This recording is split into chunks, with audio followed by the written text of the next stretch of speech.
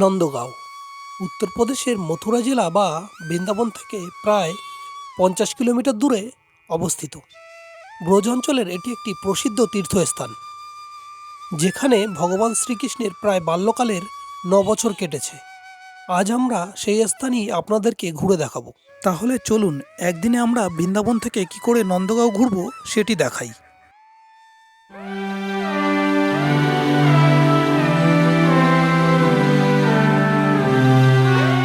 এটা হচ্ছে আমাদের অটো। আর দাদা বলেই দিল আমরা কোথায় কোথায় ঘুরতে যাবো সব কিছু। তো বেরিয়ে পড়েছি বন্ধুরা আমরা নন্দগাঁওর উদ্দেশ্যে। বৃন্দাবন থেকে নন্দগাঁও প্রায় 50 কিলোমিটার। এই 50 কিলোমিটার আপনারা বাসেও যেতে পারেন, বাস ভাড়া আপনাদের 65 টাকা করে লাগবে, আর অটোয়ও যেতে পারেন। অটোয় করে আমরা এই কারণেই যাচ্ছি যে আমরা সমস্ত নন্দগাঁও ঘুরব, এবং আপনারা যদি যান তাহলে এর সঙ্গে আপনারা বার্সানাও করে নিতে পারবেন।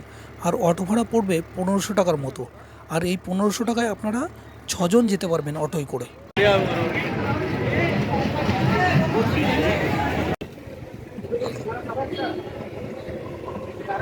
তো এখন চলে আসলাম আমরা পুরোনো নন্দগাঁও।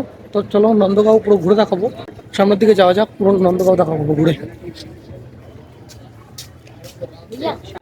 আমরা চলে এলাম নন্দগাঁও, আর এটি হলো নন্দগাঁয়ের প্রবেশদ্বার।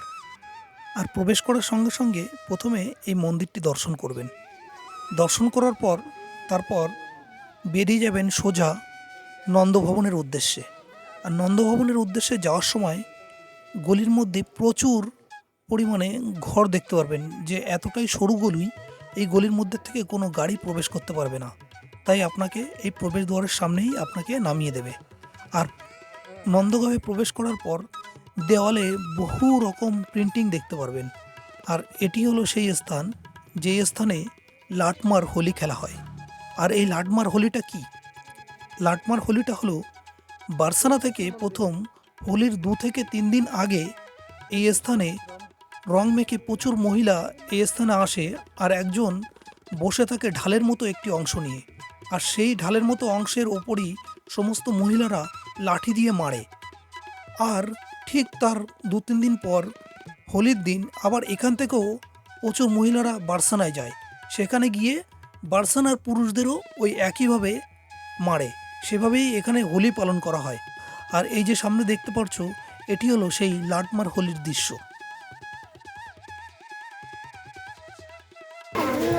একটুখানি সিঁড়ি চড়াই আছে এখানে, তো বয়স্ক মানুষদের একটু কষ্ট হবে উঠতে।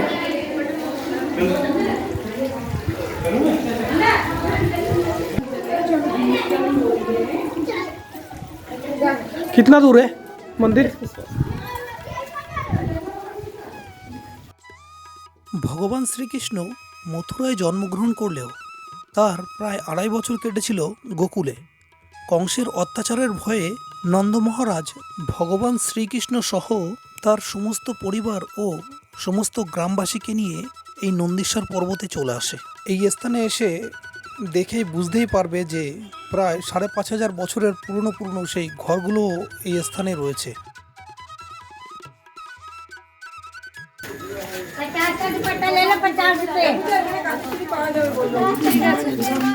চলো আগে।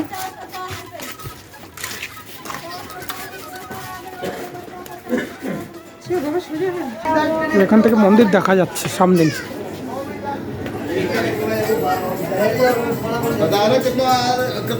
চলে এলাম এবার মন্দিরের সামনে, নন্দভবনের সামনে।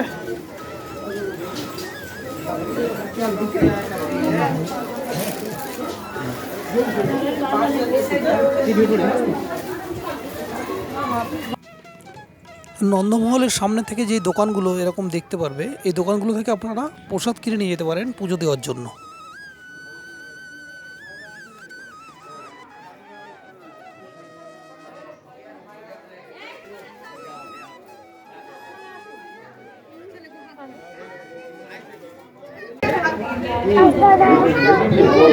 অনেকটা কষ্ট হয়েছে উঠতে, অনেকটা কষ্ট হয়েছে। বয়স্কদের অসুবিধা হবে একটু উঠতে।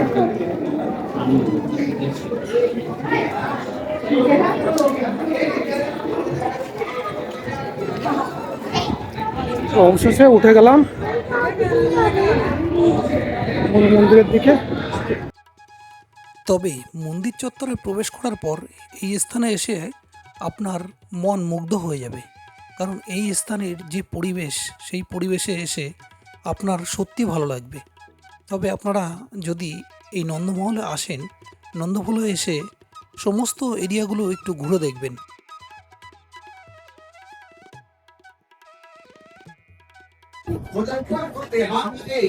প্রসাদ নিয়েছি, এবার যাবো পুজো দিতে।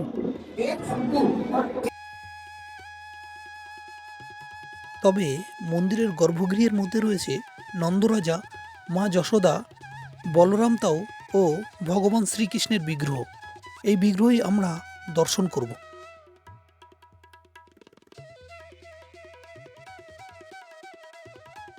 राजकुमार जी लखनऊ वाले 500 रुपया ठाकुर जी की माखन भोग सेवा में सहयोग कर रहे। भगवान आपका मंगल करे, भक्ति करे। हेमंत कुमार जी, क्योंकि आप लोग तीर्थ करने आए हो, तीर्थ में जाके अगर दान नहीं करे तो तीर्थ में जाना बेकार है, कोई फायदा नहीं। क्या ना श्यामू भैया 200 रुपया ठाकुर जी भोग सेवा में दे रहे। भगवान आपका मंगल करे।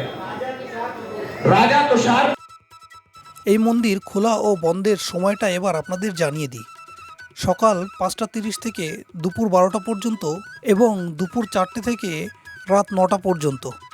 তবে এই মন্দিরে সবথেকে আসার ভালো সময় হলো, আপনারা সারা বছরই এই মন্দিরে আসতে পারেন, তবে হোলির সময় এই মন্দিরে ভীষণ জাঁকজমক করে হোলি উৎসব পালন করা হয়। হোলির সময় আসলে আরও বেশি ভালো লাগবে আপনাদের।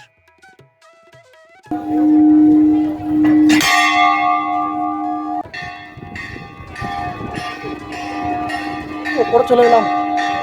ওপরটা সত্যি খুব ভালো লাগছে, এই জায়গাটা, এই জায়গাটা খুবই ভালো লাগছে।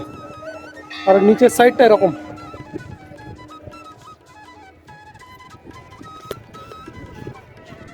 এটি হলো সেই নন্দগাঁও, প্রায় 5,500 বছরের পুরনো।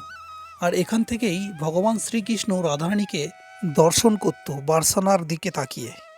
এটি সেই দিব্য স্থান যেখানে ভগবান শ্রীকৃষ্ণের জন্মের প্রায় 2.5 বছর পর এই স্থানে এসেই ভগবান শ্রীকৃষ্ণ বাস করে। প্রায় 9 বছর এই স্থানেই ভগবান শ্রীকৃষ্ণের শৈশব কেটেছিল। ভগবান শ্রীকৃষ্ণ এই স্থানে বাস করার পেছনে একটি কাহিনীও আছে। ভগবান শ্রীকৃষ্ণ জন্মের পর থেকে কংসের দ্বারা বিভিন্নবার তাকে আক্রমণ করা হয়।